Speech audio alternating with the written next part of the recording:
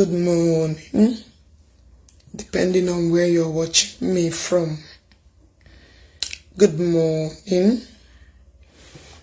I hope you're doing fine. How are you guys doing? What time it is? Roughly 2 a.m. early morning. Chicken and faithful. Good morning to each and every one of you. Good to see you guys here. I know you're happy to have me. Can I analyze some certain things? Come pamuji shimo fuma. My na boya. By no na village. I na gas school. Ishe pamuji shigo fuma. Let us palm our head. Very, very well. A palm one shigi.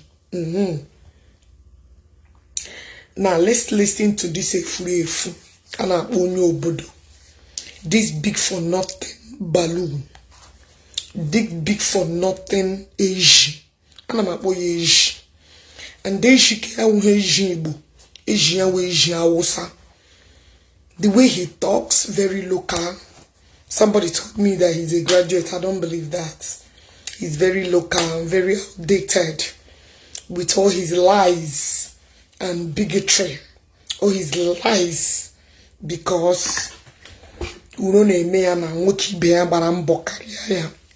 Unone me ana Accusations barambokaria. Like I told him earlier, that his fellow men are making millions. They don't rant. Men all in a hune like this about being and Onye Obodo. They are not real men. That's why when you see them, they don't make money. All they do is to hype others. Akonoha is to hype others, and they cannot make shit. Otishi when you on a rant now, you go Facebook go nature. He's a very hungry fellow. That is why he's a failed comedian. Call him no chogara karakaya. Fell woefully. Ya chowa eri umaki be barambo bakaria ya organata daisy.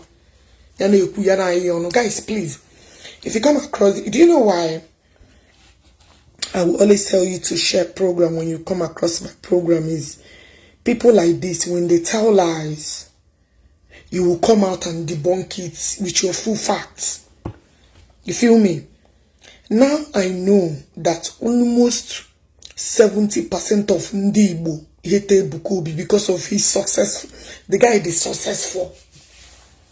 And his fellow men were intimidated. Yeah, meeting him and no, don't keep quiet. Oh. That is why people like us, we should value us. And now, how I do go. Ugo na ha putada. Eba people days ba anya na abaya.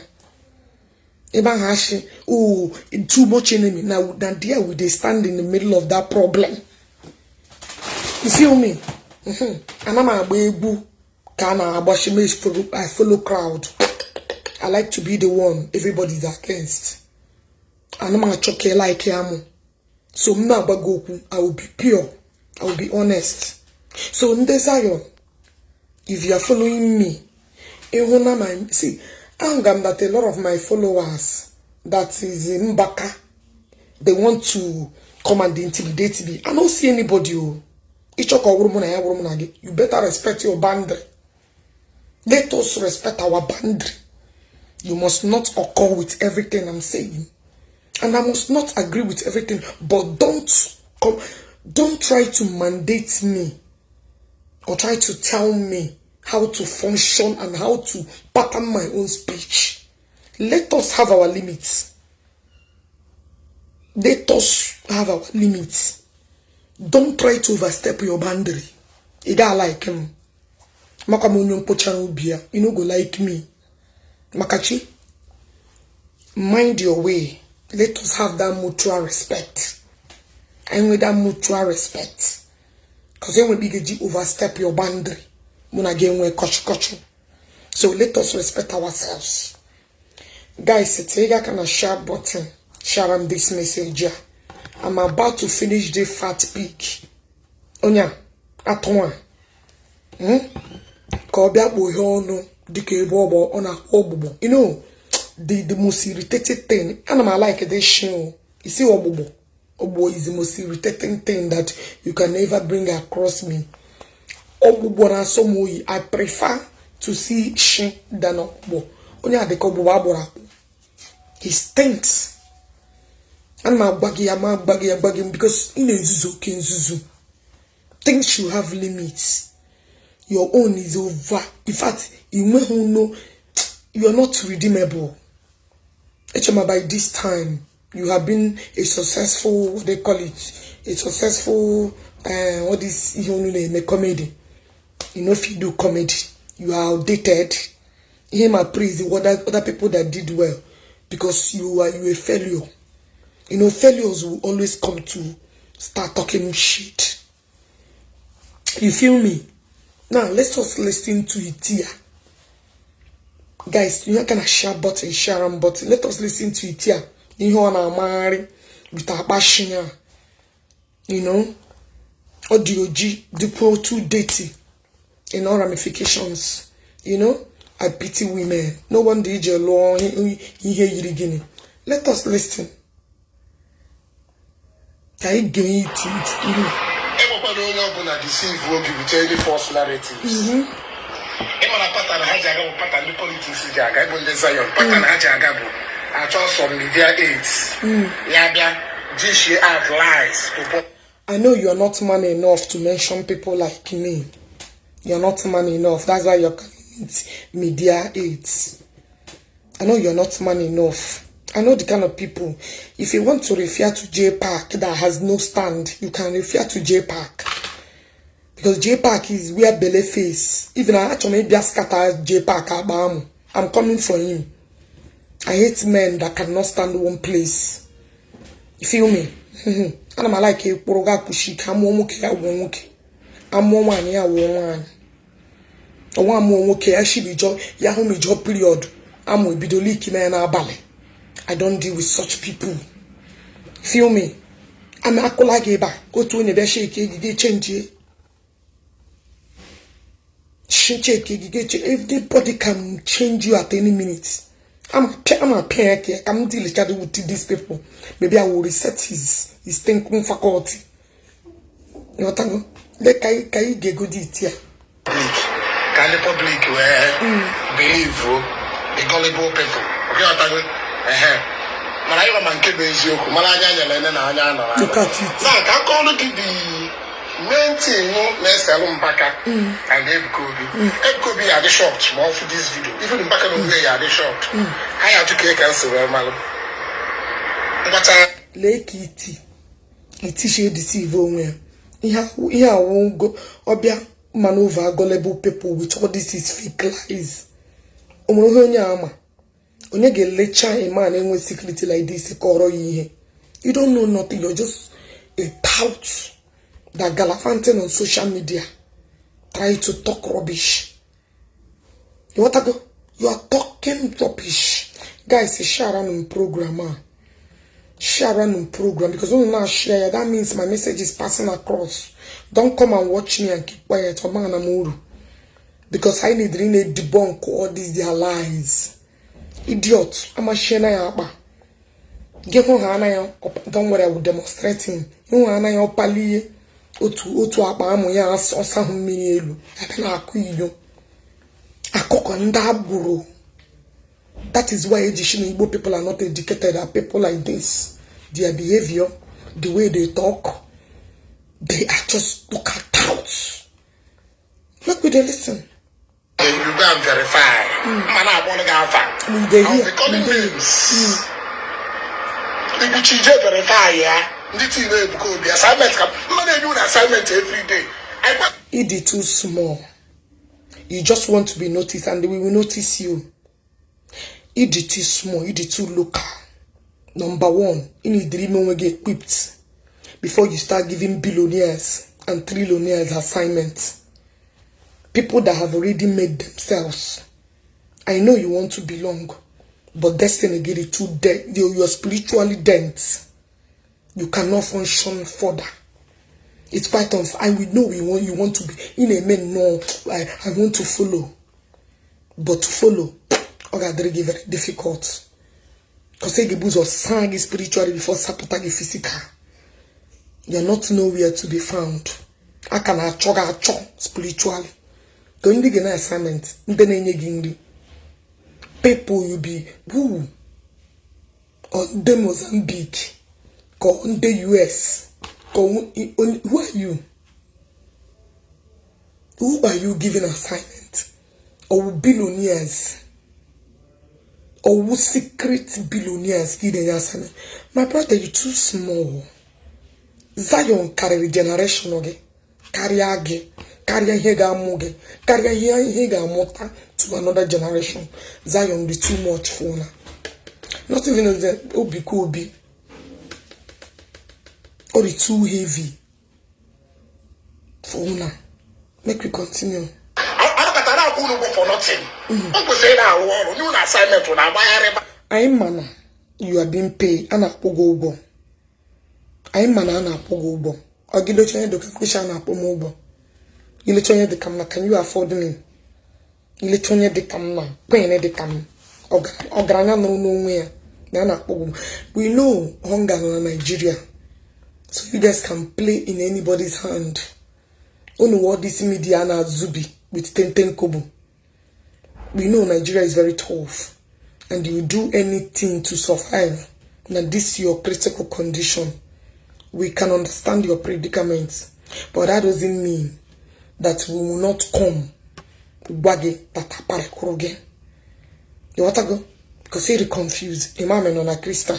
Imam is not a Ndomo. Imam is not a... You're just a messed up person. You're too dirty. No, anybody that likes you is useless. I wonder how people will sit down and find you appealing to watch you. There is nothing appealing about you. You feel me? Let's continue to listen to your jargon.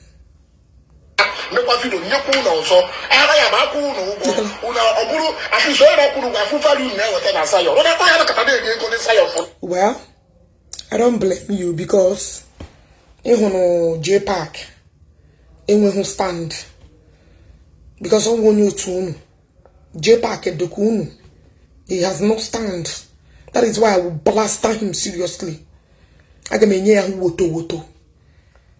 You want to go? You J Park at the kage. That is why you jin one nda na obo ile chana mo dogu de kam nga me perigida your business rubbish rice anyi nere obage as a man the champion na kwanu. I don't blame you. No network go and I report here. Please share the program. And I make show PK because I don't know what I go. I don't blame you. J Park me wonu. Anybody alone who go anyhow because he's not a steady person. I think I'm having a network issue. I don't know what is happening. Click love. They are reporting the video. Click love and like. Share the reason MG show no share. See the reason I asked you guys to share the program because I don't like anyone. Man, my too brutal, too blunt. I send nobody. Saga never starts. And I'm not going to sit and type them again. If I go, that's why I say click love, share the program. I'm on network, all the call reporting because I haven't experienced any, glitch or any problem now, my network here. So,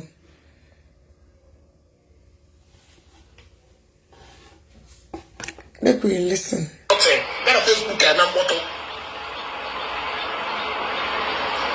Ministry. $1 million.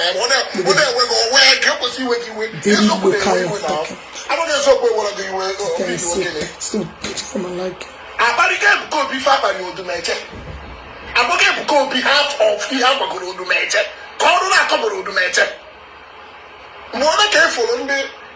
I'm a Zafra to major, no to major, and after, no to Nana Kuno, with a bring salt of ya, when I can remove Iwiti. Iwaji. I vividly remember very well when Dumeje was raining. When Dumeje Church we are raining. Ahuminde Barasaga Karya Dumeje members. They were ready to murder anybody. They were ready to murder anybody. Even when Dumeje travel, people were defending Dumeje. He without. MG Shigi, Onyola cannot keep history and we bring. Look at how you're ranting. You don't even have a very solid backup to back up your rubbish. You just open mouth and talk. You are one of the Igbo guys I dislike with passion. Makachi. You're one of the, your looks alone irritates me. Makachi. I don't know what is going on. Click like and love. They really are attacking this program.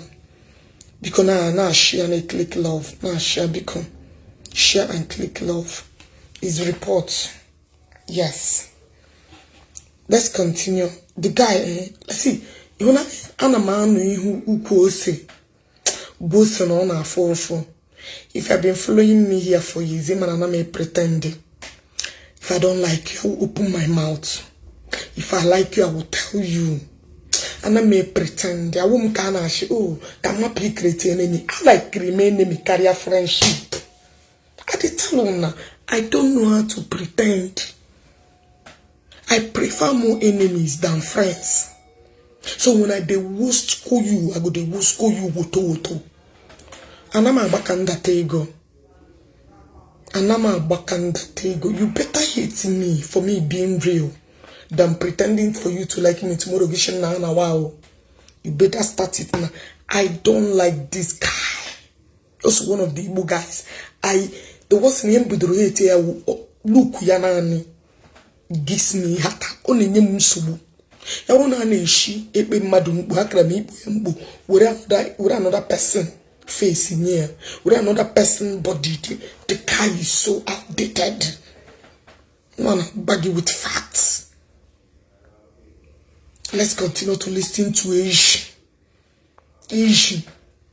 I'm asking a problem maybe the war for the one you did me 6 months. Very put together. I don't look at that side. I want to say no film.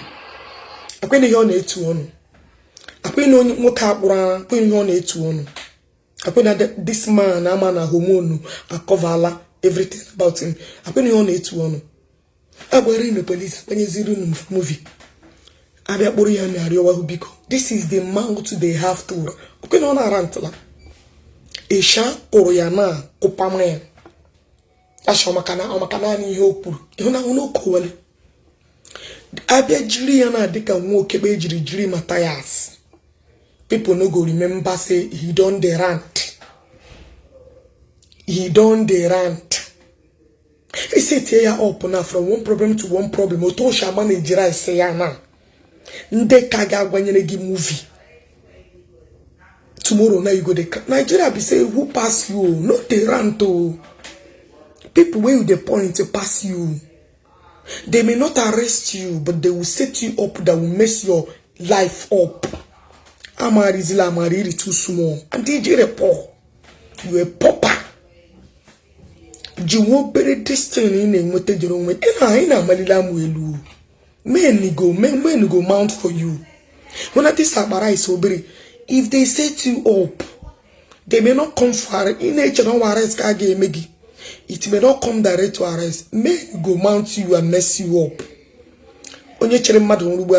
Don't fuck with people who go. You know, game people go in a malilelu. Don't they? Oh, yene boom. Oh, yene buki. Now, shukre rice agent give breakfast and dinner and the supper in a malilelu. When they mount you, when they remember you and mount you secretly, gonna do a becky heg megigi.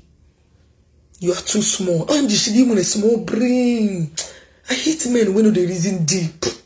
You know, keep brain. If be brain again on no. I say na Marion. Who call them? When you God is meant for women to talk. But when any man no will their brain is from out. They don't get brain like you. He just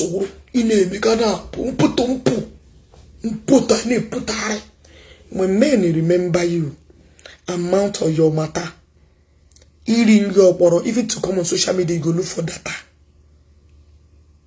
I don't tell you. Imana so nipe. Imana so nala. You know, gays common sense. I tell you, you need brain. That is why when I look at some of you, Shiamba, nda no far from reality. Iwiti. Imagine. So because of him, do you think he's a one place cage actually? Have you ever seen Nani show for no actually? I know you don't know. Now money. Otahi definition again kwa ndi shitara na Zion. When ndi shitara na Zion, Ebuka cannot control them. They are their own sport. Ebuka won obioma. When ndi shitotoro na Zion, Otishi say ida marry they will teach you a lesson that you will in our job in she make gana choya. You alone don't mess with men way past your generation. I got money to move you easily. Asha to orogene ya ma to para no fake ye free bana or here. It takes wisdom to understand my direction. I know you're too small. Every sense again on because you know gets brain. Na Mariona na legi. Eche no madu ne pupu. Ama no wit. Itike wo. Makachi. Make with the lesson. I want to say, I couldn't make any wrong move now. Look at our lawyer. Do you think of anybody that will back you? But Mataya Sipugana, when Madu, Mozambique, when Madu na South Africa, when Madu Nanka, when time comes, a Porsche, when he is ceremony. Can you imagine here, imagine? Apoya ina mari lono kegi wo fen kupo Mataya simugo the voice kariage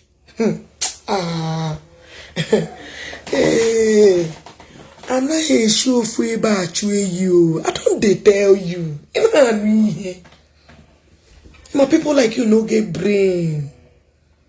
I wish you understand where I'm coming from before I regulate. It is too small. Don't challenge God again. In a channel, God again on elu. Madu wuchi be na allow. No way na madu wuchi be. It is too small. Ana balage ena marilenu. Aga no kage. Doka. It is too small. Gaba no we guru like other men. I don't tell you. I don't tell you. Zuriko. Na Naija you day Zurike. Where everything and anything is possible. Zurike. Before get anyamo. Ina amari loonu. Na amari onu. Social media is not reality. Nah, get population now. Kabanya movie came. You know, now mouth you get to. I don't tell you. Odogu carry odogu. Odogu ni ibe ya hapa no ihe na amari. You are alone. Boge tigi ke ga mana people he. Chineke God. This guy with itikiwo. Makachi. I wish you have a little clue of what I'm telling you. Itikewo. Do you know why? Eja ahunge dika J Park? Because any amount can settle on. Or they can get on Gishi Berry in Yamego, Iwonyara. Ilecham. Iyo wala my spirit is so nana me so ya no bubu. I don't miscap. Iyo la spirit. Ana me bula ife. Nshela gi na apom gi na azo apom gi. And onyo la mpo na azo ku ya na eru na ala. Now you go cry. You get remember video me. Get remember this year, you remember it next year. Just save a video man. You will remember a day like this. And I'm a one on nagi. Now go put in parable, you don't want to listen. You better jiregi go is again on. It too small. You are too small. Now. Now. Kobe is a staunch follower from Mbaka. Kaine gona Nakasi adoration iko. Mechabido minister ya na Lagos.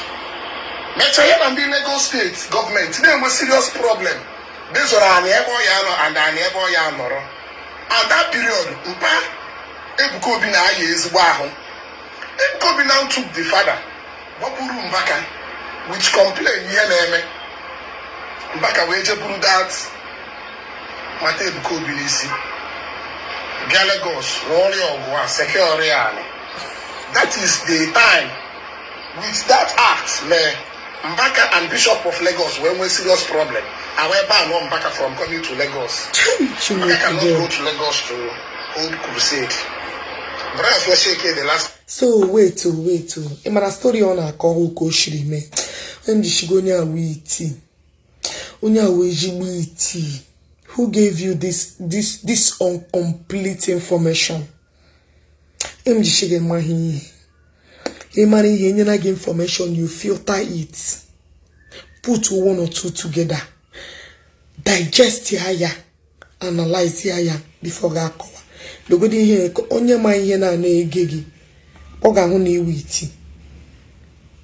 Ogaraga help obuka. Rueba hu na bishop ensobu. No help obuka. Lotta, look at if did you hear yourself? Agama besi te koro no story with a fact. Go shirime. Abenitia. Don't worry, I will sit down and make out time. They are calling because only a witty. Only nyeregi have water of information. I will sit down and analyze rubbish on a call. Iwiti mahihe. Madu nebuzo, joa, buokun kenke. Before ya manihe. You can only deceive nde all matter like you. Ndana he reason before they talk. Ndo matter like you that cannot verify information. Filter. Filter. You process those things before Ganeku.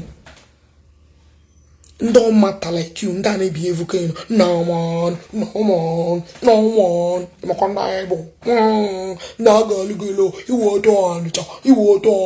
All those your group and companies. On digger, G this got and join story now. Brainwash ya. No be koya. You make sense. Because see wait. Make we hear. I'm back at Lagos. Other people in Niger, most on Niger, but I'm back at Lagos. Due to now have believe no Mbaka set it up. And if I'm a Catholic, all these ministers are saying. Chiri, so because of Mbaka set it up, because BKG band Waiga Lagos. But they buko bigaga Lagos. When you see three up gaga Lagos, Lotta East. Na people, do you Zion, listen. Do you see why people like us, Pota, una totoro share button na share because all one nigga need debunk all these their lies. All these their lies. All one nigga need debunk. I got my bear with this full story. Come there many ye hearing. Go buru the shame. La uga you punya ni ma foya ka foya zapun. I'm sure the sense ya no na foya. Uiti. I'm an exercise the important in his life. The good call her. Echina she heart attack ebola man cholesterol ujo na atresia. Nipa. Onya giwe bota ga anu na atanu nda fat botezobo. Otere ma anu mama nkechi. Mama godo. Owo ayo no eba. Otere bia. Ele isusu. Don't worry. I will imagine soap. I don't mean boy and king. But I just wish my bone that you know Korea they are all lies. I share a wuko she remain. How can be a bone? Kebo izupu. Minister answer. Prophet answer. The Catholic capacity because they against it. You have to say one other from outsider. Now, Panambaka took care of Babe Kobe. Babe Kobe went away. Then Mama, Babe Kobe, Thanksgiving, and came back on Monday, Thursday. I think there were 216 or 217. Jesus of Nazareth.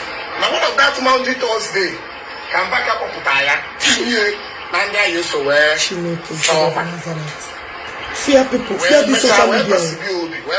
Fear social media.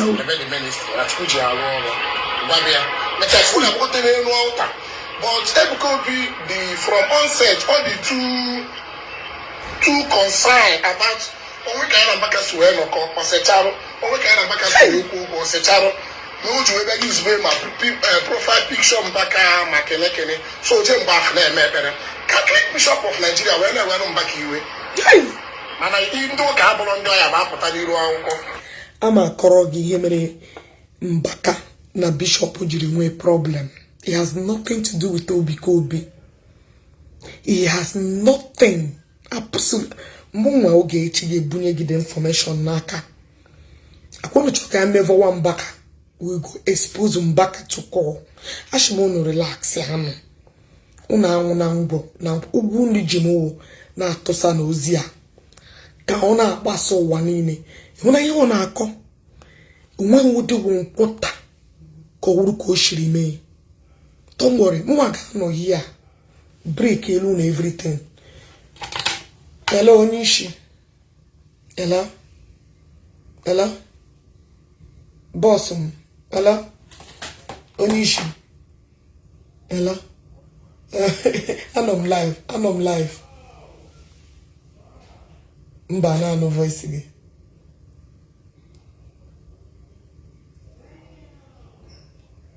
Okay. But I don't need to deceive them, Madonna. I like him here.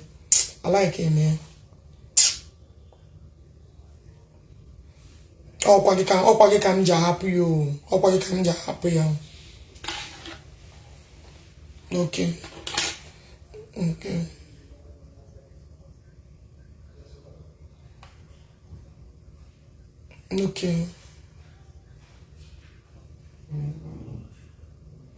No, I'm so bad.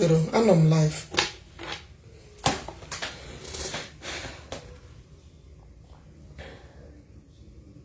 Make we listen to Momo. Especially in the Catholic. I didn't want to back you on the So, we will picture back profile picture. This guy will make a sense now. No buzo no Ebukobi be close to Mbaka and his own easy. Get in his speech, I couldn't watch it. I know Ebukobi na yana easy, Dick on his Mbaka easy. Piachapana. Who bana Ebuka will lap only neze mothers or get with a picture ya. Tiena profile picture ya. Please, woman nemo ndezayon. I'm not other people no go share. Biko you wonu jiri mo this page should be page because you know these lies they have to don't worry. I can't even country. I need to no supporter. I need to many more gonna break Runia into 7. No matter how evil. Okay, she settled all this group of people to come and be lying against Ebukobi. Don't you? Onye problem. Ujo problem anabia anagba so na nsogbu. Ehuchara mu wa ye efe nsogbu anagbaro nsogbu oso. Ashimunu don't worry. Now here we dey. Come on, me. If I don't have time no here. If I have my break time, meji ya bia wonu ke we issue ni. Unya we pathological liar. Imagine people that are eat with lies. Because I have an opportunity. He has been having problem with Ibuka and the Accusations have arrested Abahamu Matthias. Now he feels like this is the right opportunity for him to dab in, to come and be Yano Bata. Now let me go back to what he said. Kwashina Mbaka na bia Ebuka na doro nwe ya back. Ebuka wuchakwa burikwa picture kwa. The same person on is oh God.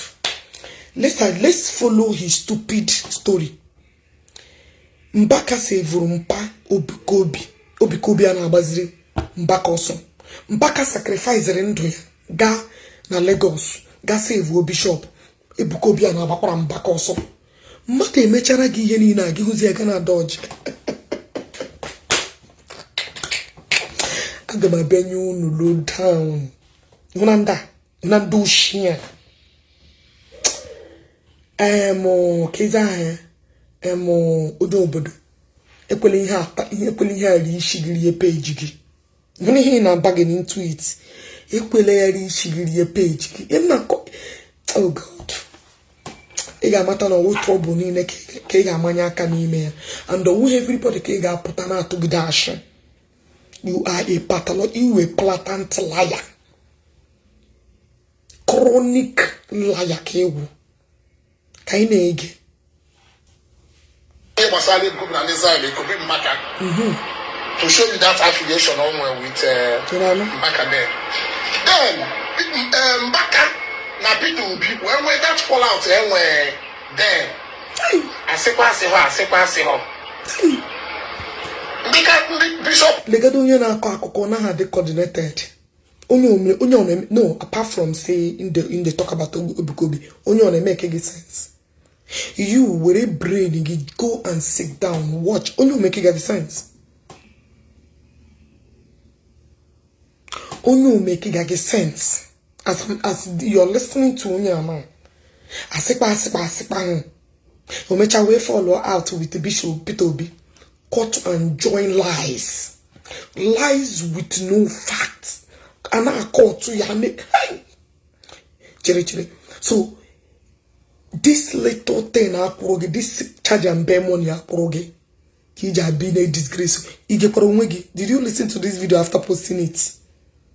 Sorry, before you post this video, did you listen to it? Kaine again. Of any penance. When mention the ministry, when say the monastery, then I want USA. But what have this got to do with Ebuka na Mbaka? Ihona kona. And when the had line here up. See, am I the only one not understanding where this bastard is coming from? Am I the only one that don't know shame making sense? Oh God. Oh. Hi. Iwaji ba pamu. Makachi. Iwaji ba pamu. Pamu ge yasa.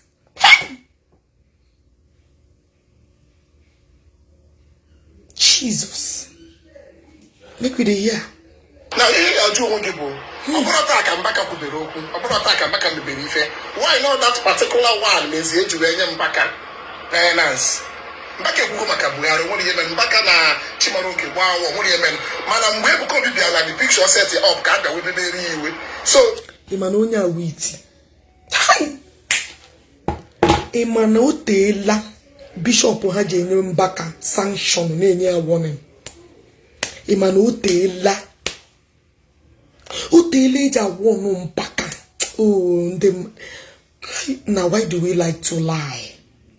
Why do we like to come out? So nani ihe basara obiko ni ihe basara Peter na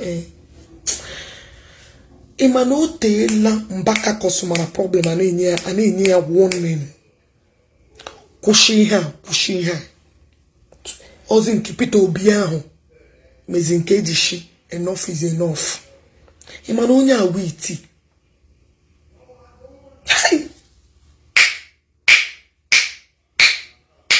na-aka si mgbe m na-akpọ ụmụ nwoke Igbo ụfọdụ ụmụ nwoke amụ mmiri ya dịka enwere m ọnụ ọjọọ.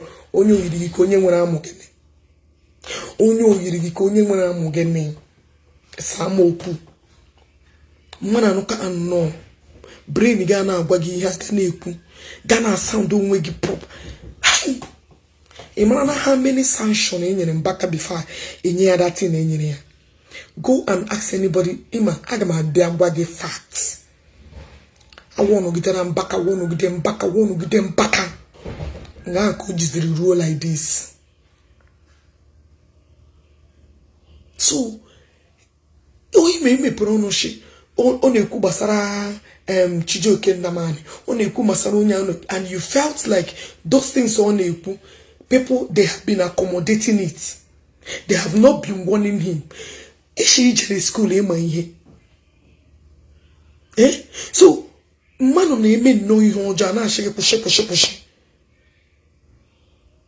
Yeru mgbe Ishi ị na-eshi ọnwụ ọ na-eshikwa na akpọkwala mbaka shi akwụsị mpaka na-eshikwa ọnwụ. Another one kwụrụ ka kwashi n'ọnwa Ebuka. The same thing a na-agwa ya from day one. Kwụsị, stop this politics thing ị na-eme. Church is a place mbaka akpọshi ntị.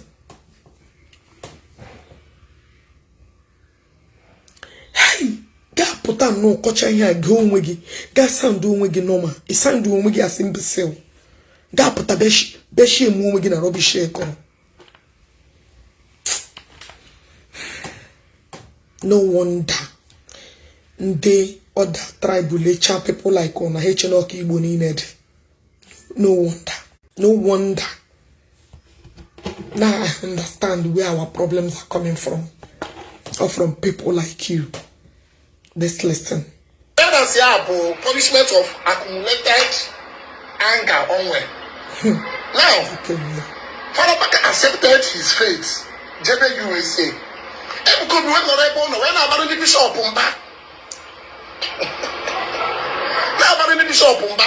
Bishop of Nigeria, Bishop of Enugu never replied Ebuka. Hey. Bikono kebe Ebuka Obi barambaka o Ebuka Obi mega apology. Kebe Ebuka Obi barambaka o Chineke ego le ka enyere gị. How much did they pay you? How much? Ebuka Obi ekwulibede okwu ya wee bara mmadụ mba. Ya wee bara ọha ha ka ọha bishop mba.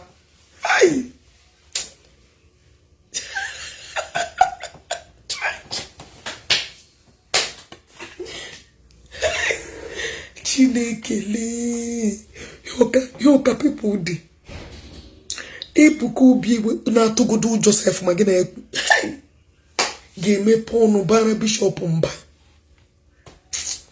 Ewa atọrọ ka gị in fact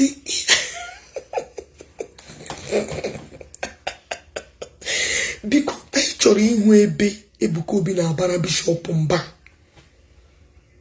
Ebuka Obi that was pleading, ya pụta n'ọta ya na-pleading ka ha forgive mbaka.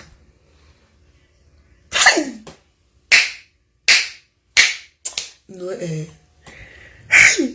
ka afọ mụrụ gị, which I forgave back to a woman like you. Onye mụrụ gị.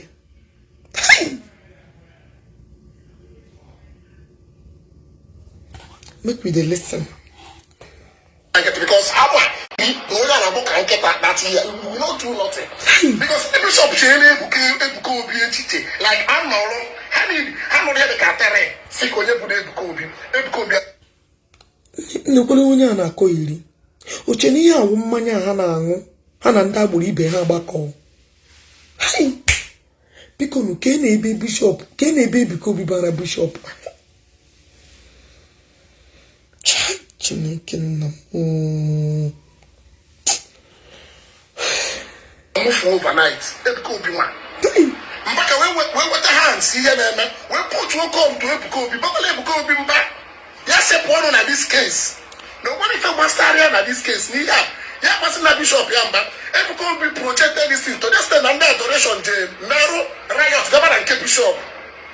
It's a slap on because Chineke nna me.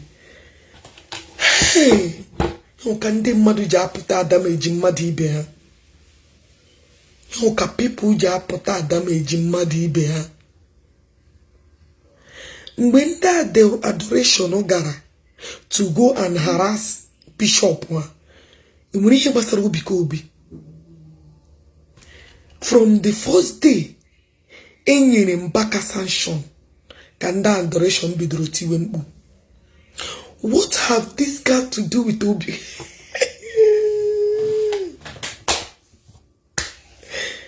Ego ole ka enyere gị amam na akụ na Nigeria.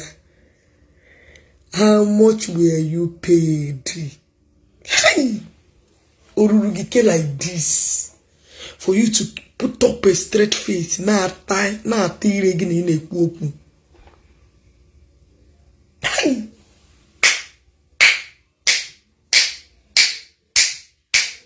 Here would knowledge abanaru okwa kepa owu kepa here would dollar na agba ụlọ ọjọọ ashe gbakwa ihe ọjọọ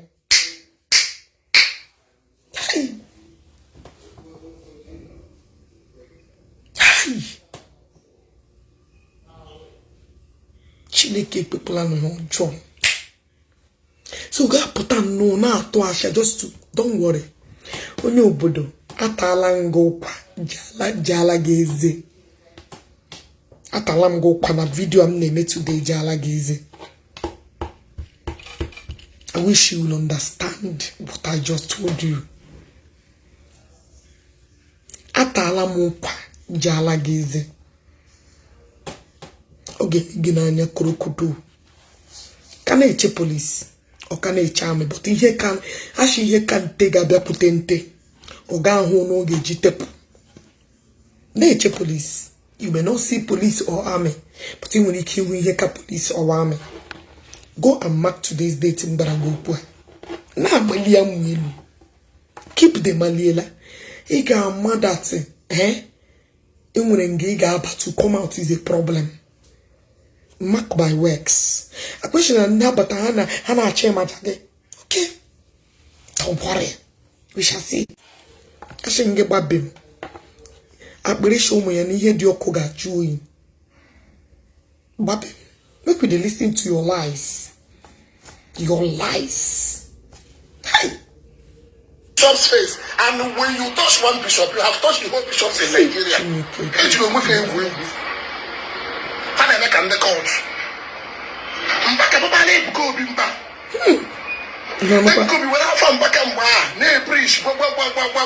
So most of the adoration and the adoration, Ebuka Obi, we talk about extension of. So most of the things Mbaka na-eme. It collapse all am.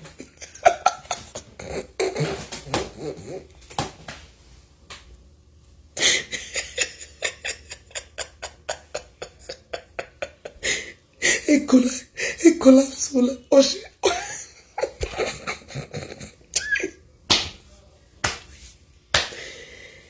Hey, how can a full grown ass man be this useless and talking? Onye na-ege kwado onwe na Chineke Facebook, why didn't you start charging big money before you bring it out? Yeah, can be told on Facebook na charge Lego. Now charge before give at least get $10,000 before the content creator. You will see that this place will be a conducive place. at least $10,000 makachi because they will app the Facebook any channel app ni will app the ya na Facebook with at least $10,000 deposit it in a more from as time goes on and I return okay googie hi.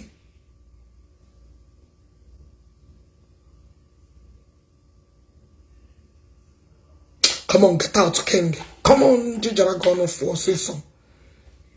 Come on, Shiginga for so.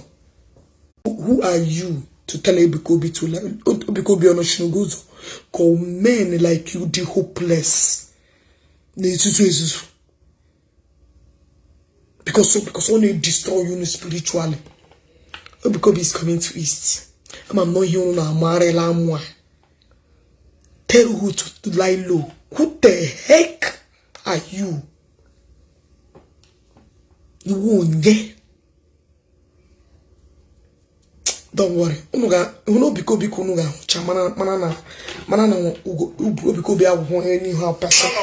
Make the so most of the things, mbaka na eme, bikobi ebido. Now, if you bawaziri mbaka obi, but after kambaka nota, that US papa. Many people, well-wishers, friends, some adorers, they are gathering and waru. You know, Ebukobi never came. Look at that format. Look at that format. From USA. Oh no, na comment here. I wish them back a reason go here. Stop using my name. Now I put it as set up. In a set when the bishop. Look at that format. The bishop, I don't know my own minister another. It could be the one I watched the room back. Mother, we did. You put a maca on our watch the room. Watching back a cell. I can't kill. So, Mbaka were not yet as okay. I feel Bukobi a Wurugoko. Now, Mbaka a put proper call to Ebukobi. Ebukobi goes to Mbaka. What does it call Mbaka?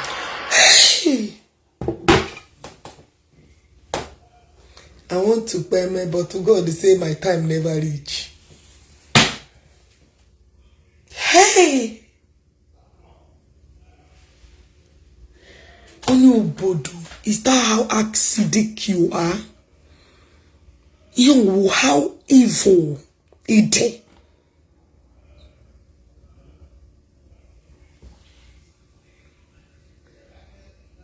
Hey! One of this guy no get bully mad. One of this guy. Don't worry about the nanga be a call story. Na koya gane with pen and paper need it. You don't even know what you're talking about. You can't even coordinate your speech. Your speech in a da chan.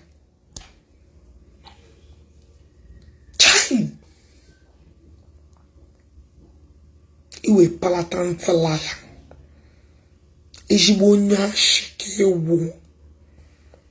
Lies upon lies.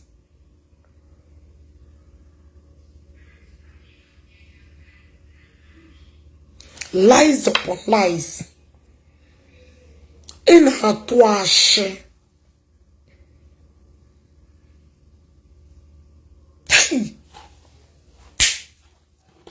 Ajibabugi. Ajibabugi Onye Obodo. Ajibabugi. Enwekwe anything okoro here uko shirim everything oh the reverse is the case. The reverse is the case. The reverse is the case. And when you be spending na course when back on US or spending more than 5 million on phone call.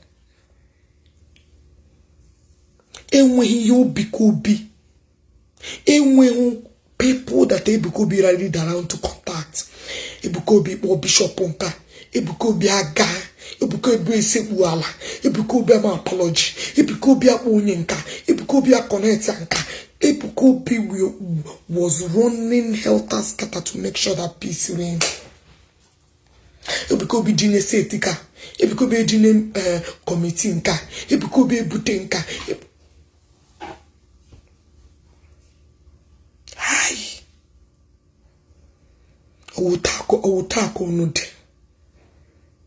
just to read the code this young man owutako no de ebiko bi na no mpaka from Nigeria na she oga dem ya kpo bishop nka ya connect ya with onya ya kpo some fathers na agba na mfada mbaka deserve ihe na eme ya na o tele je enye ya warning na etele je akpo ya ona ha anu ihe o na feel na ono even to an extent obiko bishop keke here game for this thing to stop. Has no anything he can do. Not the too small. Even I mean intercede na this matter. He'll become bishop. To an extent, they had a pick his call here. To an extent, they made meeting now. No one in Sobu on behalf of Mbaka. These people are poisonous.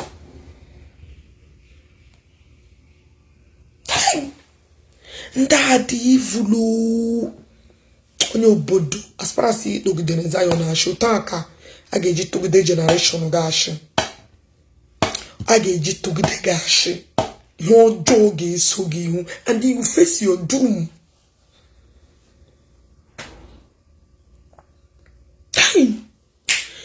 How many people witness Iri be where this guy in Arioha Biko say Lana Onye Obodo ga your doom. You will face your doom.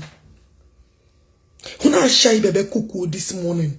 Rap oya dikutan to giji rap. People got to get gashi. Makachi. People got bamu wabagi degi. It's just a matter of time. Hey. Ya wogu no manle. Ya wogu no manle. Oh. Anyway, ohem jibunu no onye nwere mmadu ana ma agara po mmadu onye nwere onye deka m nwere somebody. I will always stand to tell you kewe joku Ibuko be put Imana Ibuko be mechara send their people as a journey to go to US. Yam na wagi truth. Ye kuko nde branch ya no US. Enwe be ha gafon bishop ekpechiri. Other fathers are contacted. Almost 80% of them were against Ibuko. Sorry, we are against Mbaka. Majority of fathers actually no tela one warambaka. All of the 80%, only few wunde join in Ibuko binario biko. Only few joined Ibuko. Hey, so yeni Ibuko be this is how you guys are paying him back. This is how you guys and both traveling, both movement. Yeni Ibuko be na team here we are busy paying to make sure that everything is solidified.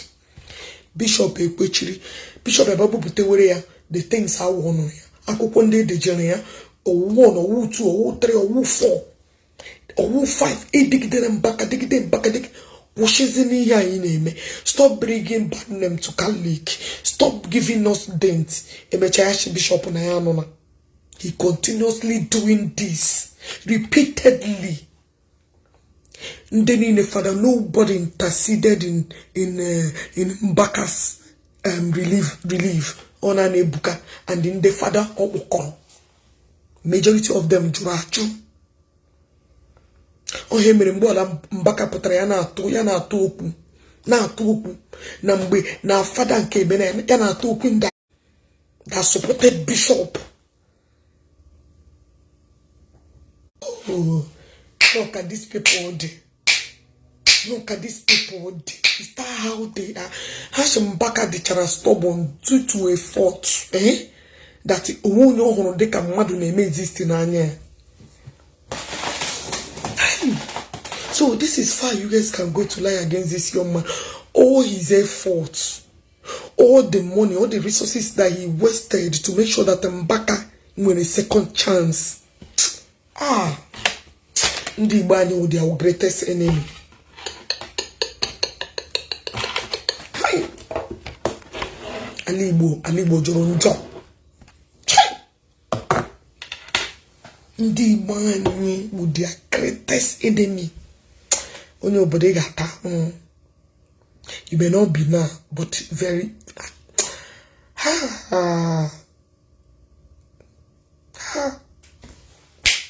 I hope you have him and imagine now.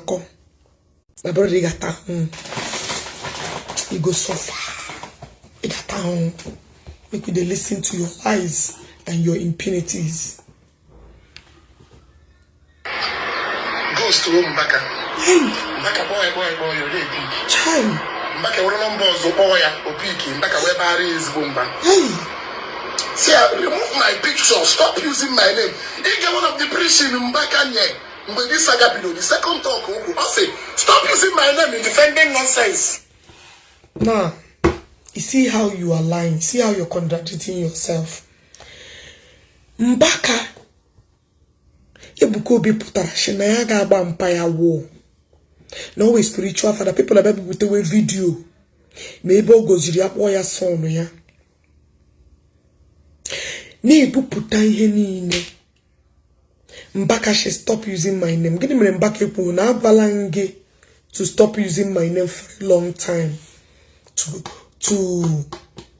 correspond with this thief. This onye shina to ashe. Apo onye one oge ya puta yashe. I won one am several times. You see how people can lie? Apa madu one oge yashe. Oh, you know, do I won one several times. Mona gise woku na. Ya women use ma. Agama put away stop using this. But assuming that I've been warning you. I've been warning you several times to stop using this. Did you hear such statement in about Mbaka? Yana epu yoge epu yana. I made a video about it. No such statement. Apona ano hoya. Ihona kahashi da to ashe. Na watch ya ugbu asaka bidoro ugbu asaka bidoro ka mmadu ga apụta wo na ge happen ihe gbasara ya na ge jizila ya. Ebukobi never knew that Mbaka were problem. No one problem with Mbaka. He was a free guy. He's still a free man. Bakusogi ojikwara ihe things fall apart. Nyegi as example. Umere pa embrace. O man onye obere ime praise gi chori igbabu ya onwo. But Oshi na yemu ika fight empire. I know when you here to debunk all your lies. Because when he got call here major information here. Anything all they got call here, ejimia. Iwu man e panshi pacha. Wukwa ya gudi me na lo kumwo. Ko kumwo ga hu forgive half parts. To kwa shemo kumwo gi forgive half parts. Because I know that darkness have overshadowed your conscience. Hey, now people get mind do when they want to lie you. And the detail Owagi is not even coordinating. You are messing up in your lives. Only all of the smart now to ask you will not dictate any loopholes. Your own is so flat. So easy to dictate. Cut and join story is not even, you are not coordinated. Okay, take you need intelligence to know that he did Makachi.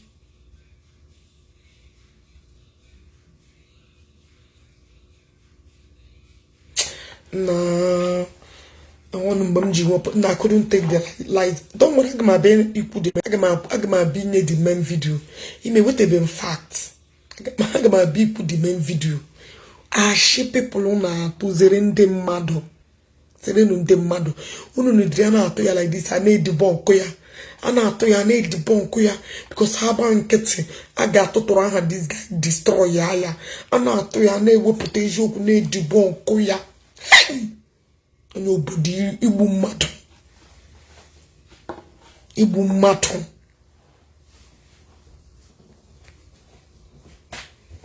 igbu mmadụ makachi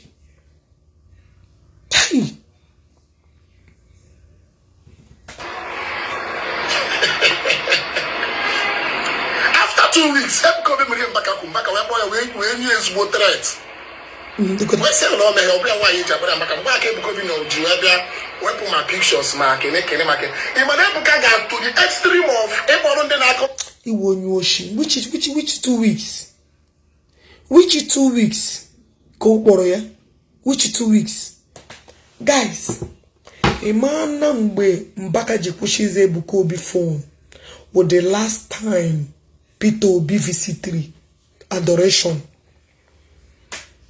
mbaka agbo ebuka obi blaster na phone na abara ya. Why would you allow Peter Obi? Oh, imana muna ya de na mma. Imana oji House of Christ ogbo. Ebuka Obi ashi apo de nwanne anyị. Is Peter Obi not our family? Yachi nwanne gị na onye. Ebuka Obi o. Emo mbaka shi nwanne gị na onye. Nwanne gị na onye m rejected. Ikpọrọ m your spiritual father. You're not supposed to accept that person. Ebuka Obi anario. Ki emeje n'ihe emeje bikon asho mbaka abacha hange ya phone Ebuka Obi kpọọ ya ụtụtụ for where kpọọ ya n'abalị for where Ebuka Obi ga-akpọ to an extent member ha gwa stop calling akpọ wele akpọ ya shi akpọ wele Ebuka Obi kpo elu kpo ala kpo ya ji nomba ọzọ kpo mbaka ahụ ya mbaka apenyo phone ya mgbara gị will go and verify facts ya as far as umene enemy ya accept na that church that's the end of it. Ebuka Obi mecha send their delegates mbaka walk her out mbaka walk them out as soon as I me prono na ashi from Ebuka Obi mbaka walk them out from Lagos to send her to it. Mbaka had to tell them to leave or he may arrest. Ebuka Obi amerokanga ahụ kpọọ phone shi abure nu nye mbaka show over his dead body. Will he pick up the call? Enwe hukpo Ebuka Obi eji nwocho ko nwere communication shi ri onu ya shoke mgba. How can we solve this problem? How can we resolve this? Ebo Peter Obi na-eso okwu. I will call okwute Ndi Igbo. Ya shi na ya chọọ anytime. Ebe ahụ okwehu ya, ebe ahụ weteghe ego ahụ. Ọ gwara ya nwekwa ego. Money is the root of all this problem. Ego ahụ Peter Obi eweteghe problem a na-enwe today. Could you imagine? No pụtara onye hụ ya that money. Ihe Peter Obi jikwa lose vote or high of conspiracy. Mbaka joined Ndi Igbo. Mbaka conspired. Do Ishi over his dead body. Mbaka fought to turn. Oh. To turn high conspiracy. High organized conspiracy. How organized conspiracy. Ka Peter Obi ji lose ya. The hate mbaka nwere ebe Peter Obi no ohu poison ọ ga-enye Peter Obi ya nwụọ. Maka ihe mgbara go I wish you know close to Peter Obi you go and find out. Even to an extent they may not arrange ka ya na Peter Obi yash over his dead body. Over his dead body will he have anything to do with Peter Obi? And now je onwere ihe ọzọ Peter Obi mere awụ ihe election a. Yashina ya gbachara ihe agbara. Because Peter Obi the reason why AG oje here US. Oh we went back a road. Peter Obi, the reason Peter Obi game peace Onye Obodo, go and get fat. Abrangin with tele open. Filter it. Keep happy look stupid when I come for you. Because you sound so naive and so toutish. Ikora koka. What a crenary Igbo. You should have diluted your truth. Because you with the rubbish kid about call and with clue, single clue you don't know. It will just so chaff. You not from blog and car. Cannot from get put where together. What this your local common sense? It just what rice put where together. Biana call to cut and join rubbish. They make you fool out of yourself. Go and get concrete evidence. Facts. Makachi. Ke happiness is Makachi. Oh, so J-Pack. Here he made wu cruising. Imana that J-Pack chineke gaza olagi. Imana this Onye Obodo, this useless boy potaraji akwopu. Nande Zion Ario wala biko. No dey cruise that kind cruise oh. J-Pack, no dey cruise that kind cruise. Onye no ni huanga ne cruise dank. Igeme people will not be taking you serious. I'm gonna no cruise. No dey cruise that kind cruise oh. See, let me tell you, in military, when the language are also anything they put ni huanga will carry go. Yeah, I know we huanga. And I hate no, they cruise that rubbish. I'm gonna name it Ukebia ginger. No, we don't need that ginger. We need to stand and be breaking facts. Ishuku. Where did you cruising? I got hungry somebody I don't reliable. I didn't steady. I'm not cruise. No, you are in one of my husband, they were in the military ocean. You know, in the military, you all anything you know that comes out, war. Where they can play.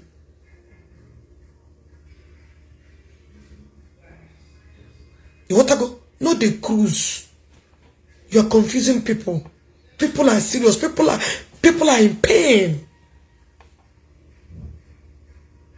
People of Robiko need the people that will be speaking for them, so they will be hearing what is going on. No, they cruise this rubbish cruise. I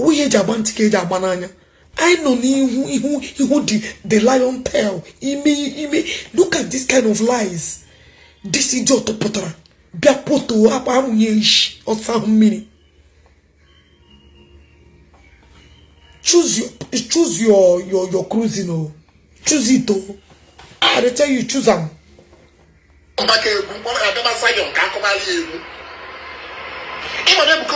Setting up a Catholic setting. Opening on a Lagos state. Go to Diocese of Lagos. Ask any reverend father. Ask Onye Obodo. Go to the office of the bishop. Wait, see, any parish, any reverend father, any bishop, any diocese. One day Zion on Azo, Sifa Mwamedano. Ema Nebia, Lazayon, and a chaplains, and a divine mercy. Such a night they are so the Abafo. You know the Catholic name, Fanny. Do you have any Catholic church or Catholic diocese or bishop or father, Alpha? I had any Catholic name. You have to be deceiving people so that people in a adoration. Now let's on it. How many Catholic church Traditionen happen where Buchanan? Can you name how many Catholic church Traditionen? We are not with Ebukobi. We are against Ebukobi. That Ebukobi should stop using our doctrine. I have not seen. So what are you saying? In a shiny gajo. Oh, this far. Guys, Epulola fire. I will see you guys.